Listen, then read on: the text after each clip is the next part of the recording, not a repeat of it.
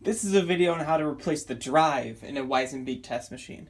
There are only really a few steps. You unscrew the screws in the corners and on the sides. And you have to unplug 3 cables to get the top fully off. There's this one, which goes to the center, and these 2.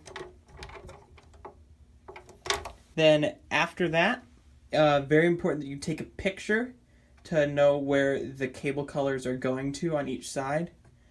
It's very easy to forget. Secondly, we'll zoom in here so you can see it better.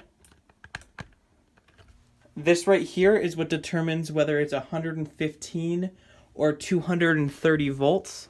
You can't quite see it on the screen, but on the actual board itself, it notes that if you have this covering the top 2 pegs, it's 115 volts, and this covering the bottom 2 pegs, it'll be 230 volts.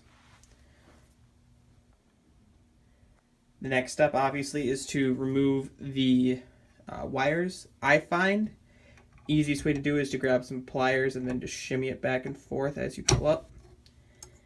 It's too hard to do with your fingers.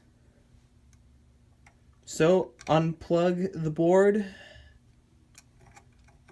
unscrew all the screws, replace it with the new one, and that's all you have to do.